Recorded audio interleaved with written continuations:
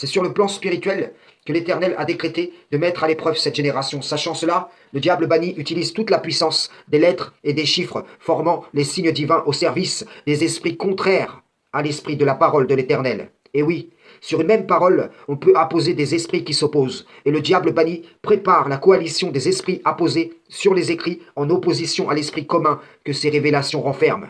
Quiconque est à l'Éternel se rangera à mes côtés. Quiconque est au diable banni s'opposera à mon appel. Que la volonté du Tout-Puissant soit. Salam, shalom, frères et sœurs en islam.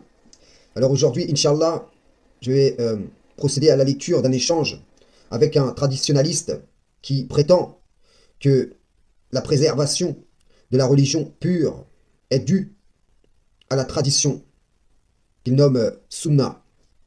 Via cette tradition, il est du nombre donc de ceux qui prennent des protecteurs en dehors d'Allah. Sourate 39, verset 3. C'est à Allah qu'appartient la religion pure, tandis que ceux qui prennent des protecteurs en dehors de lui disent « Nous ne les adorons que pour qu'ils nous rapprochent davantage d'Allah. » En vérité, Allah jugera parmi eux sur ce en quoi ils divergent.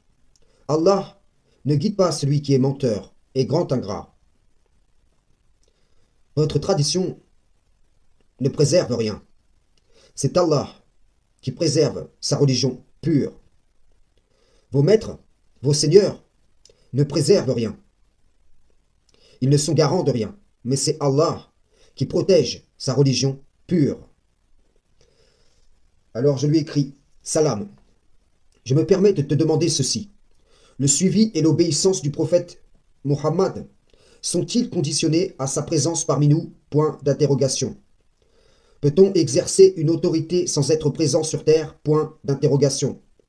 Lorsque nous savons qu'un messager n'est envoyé que pour être obéi par la grâce d'Allah, mais que l'obéissance perpétuelle est due à Allah seul, peut-on prétendre faire commander un messager au travers d'une tradition qu'Allah n'a pas prescrite et qui ne bénéficie de sa part d'aucune promesse de préservation?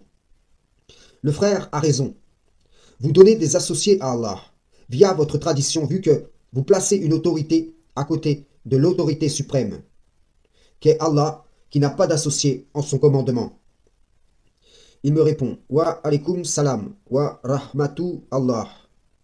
Quelle tradition, Harry? C'est Allah qui t'ordonne d'obéir à son prophète, pas moi. D'ailleurs, le prophète, des gens de son époque l'ont vu et lui ont obéi. Allah, subhanahu wa ta'ala, personne d'entre les humains ne l'a vu. Pourtant, ça n'empêche pas qu'il y a des gens qui croient en lui et lui obéissent. C'est ça l'iman. Croire sans forcément voir. D'ailleurs, les enfants d'Israël ont vu et ont mécru. Donc voir n'est pas forcément quelque chose d'acquis, comme ne pas voir. D'ailleurs, qu'Allah maintienne notre foi, Inch'Allah. Alors je lui réponds, le messager Muhammad n'est justement pas Allah, à qui on obéit sans le voir. Allah était, est et sera présent avant, pendant et après Muhammad. Ce que tu dis est illogique, et cela ne répond pas aux questions qui t'ont été posées. Ceux qui ont vécu du temps du prophète le suivaient d'un suivi direct. Ils lui obéissaient d'une obéissance directe. Et cela était de leur devoir envers Allah, vu qu'Allah n'envoie des messagers que pour qu'ils soient obéis de par sa grâce. Là, tu es dans l'impossibilité de suivre et obéir directement à Muhammad.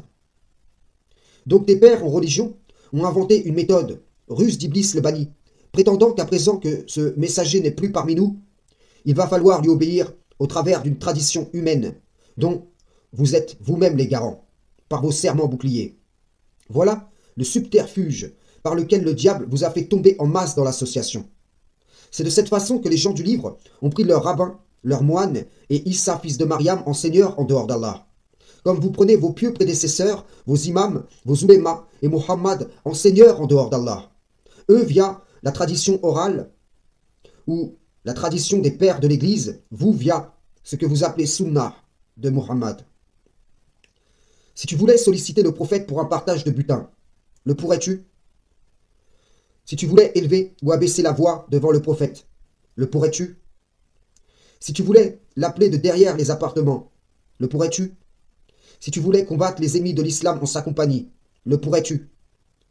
Je ne peux citer tous les contextes, mais tu comprends le principe. Lorsqu'il était présent, c'est une réalité, et lorsqu'il n'est plus parmi nous, c'en est une autre. À présent, et depuis sa mort, tout verset appelant à son suivi et à son obéissance doit être soumis à la réalité qui n'est plus parmi nous.